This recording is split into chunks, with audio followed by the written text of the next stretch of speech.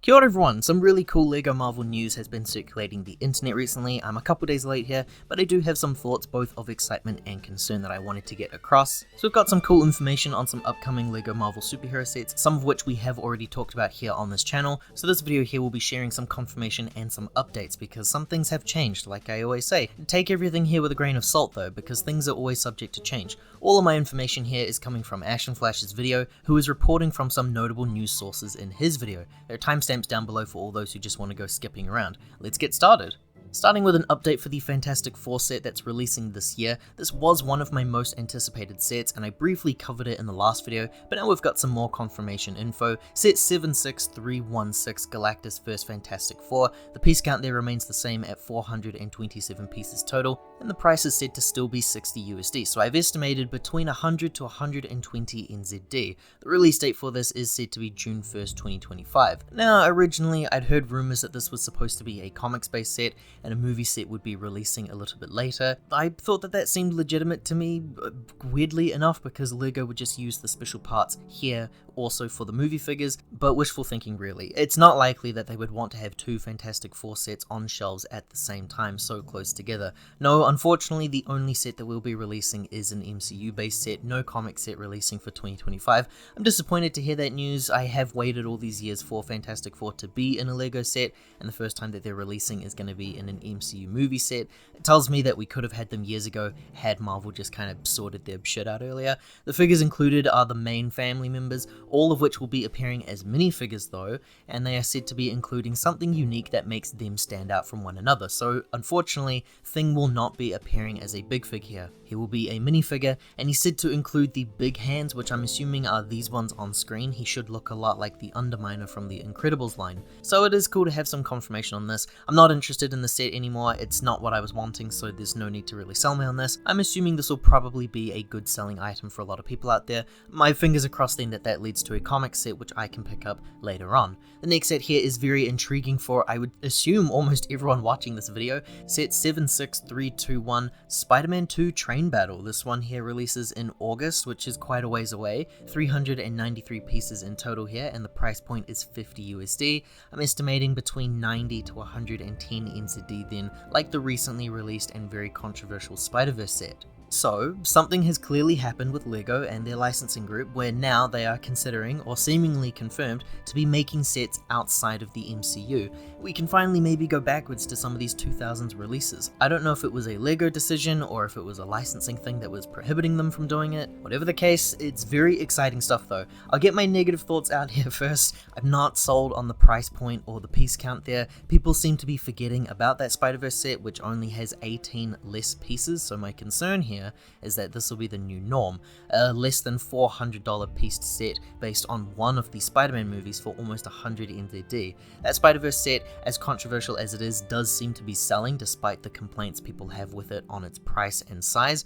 At the end of the day, I think LEGO know what movies are going to be the easiest ones to appeal to fans, and Spider-Man is a very easy sell for a lot of people. How easy of a sell is it? This is obviously now immediately placed in one of my more anticipated releases of the year, and they really need to nail this thing for me to buy it at release, because I'm not a fan of that No Way Home set, but this does seem promising as a knee-jerk reaction here. We don't have any info on the minifigures or anything, but for those who don't know, LEGO actually did make Raimi Trilogy sets based on the first two movies at release. And this set here, set 4855 Spider-Man's Train Rescue, is essentially the original release of this upcoming set, so this new one is a remake. Now the set here retailed for 30 USD at release, and the inflation calculator tells us that this actually matches the current day price at 50 bucks. And this set here contained only 294 pieces in total, so maybe the price point here isn't too bad actually. I don't really know what to make of all this. This here is what 294 pieces got you. It's a simple train car, a little bit of a platform there, with a firing function gimmick there as well. Now imagine what they could make with a few more pieces. My hopes are, I want to see an elevated set. I want the train to be placed on a heightened structure. That's all I'm really wanting to see. It's the only improvement that I need to see there. Maybe even a small display of a station build or something. If it's a ground level set, I think I'll be disappointed. As for the figures there, LEGO can just take the Tobey Maguire figure from that No Way Home set and just put him straight into here. That's totally fine with me, no worries about reusings or anything. As for Doc Ock though, I hope to God they fix him. He needs a much better hairpiece that is more accurate for how he appears in the second film. The colours for the clothes also need to be changed as well. That sand green jacket has some pretty great printing on it in the No Way Home set, except for the fact that it isn't coloured as a sand green piece. And this is a me problem, but I've become quite conditioned to seeing the amazing customs online that people make for Doc Ock. The gold parts that they use in between the tentacles there, I need something like that, I think. And next up here is some news on one of the sets that we did know about last year, just some confirmation stuff here that's changed. Set number 76323, Avengers Endgame Final Battle. It's one of those adult-based display sets, releases in May, so we're all over the place with the dates here, unfortunately. Piece count remains the same at 621 pieces in total, and the price is said to be the same as well at 100 USD, so I estimate around 170 NZD, just like the other Final Battle base sets that we have currently on shelves. I did report on the minifigures last time, but now we seem to have a change of things. There's 9 figures here in total. The set here contains Captain America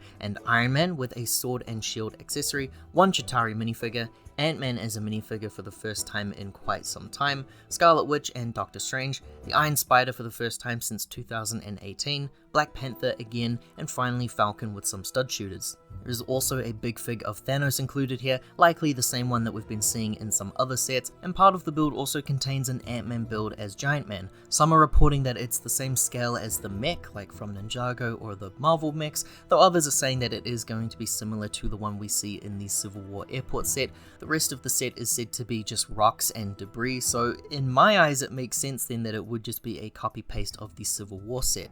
Interesting, I think I decided to not fall into collecting these battle-based sets because I just really don't like that build structure of a flat ground for nearly 200 NZD. These figures seem interesting, and I'm intrigued to see if they just reuse a lot of them or if they make new figures. They've famously been reusing that Multiverse of Madness Doctor Strange figure for quite a lot of sets, and that figure will not fit in the in-game set, so I'm eager to see if they change that. Most of these figures are still the same as what I was reporting on last time, but now we appear to be missing a Wasp figure and the additional Chitauri soldier. Instead we just have one alien dude along with Iron Man and Scarlet Witch as the new additions. I do think that the new lineup is a better selection overall then. And finally, the set here only just had some news surrounding it in the last couple of days, but it's interesting stuff. Set 76325 Age of Ultron Quinjet releases in August of 2025. There is no current piece count, but the price is said to be 120 USD. That's 215 NZD as a direct conversion. I believe making this the most expensive Quinjet released ever.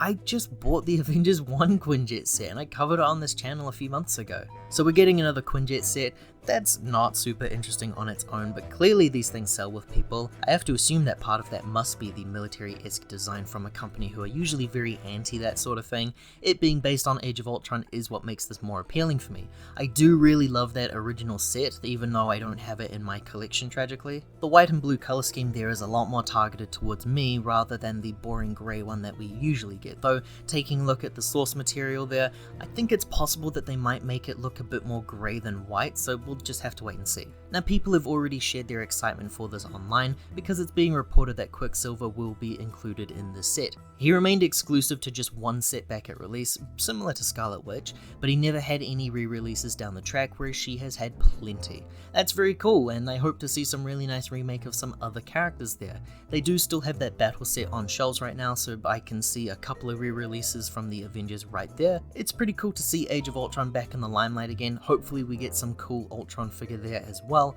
And that wraps us up here today. My thoughts are the same as usual when it comes to LEGO Marvel news. I'm very intrigued with the ideas on just about all of these, some more so than others. I can't wait to see what that Spider-Man 2 set ultimately looks like once it's all done up, and I guess I am interested still in seeing what the Fantastic Four look like, even though it's not my preferred style of the family. Thank you very much for watching, everyone. Let me know what your thoughts are down below. Liking this video and subscribing to the channel here does help to support more videos like this one in the future. Ka kite anō, take care, hope to see you all next time.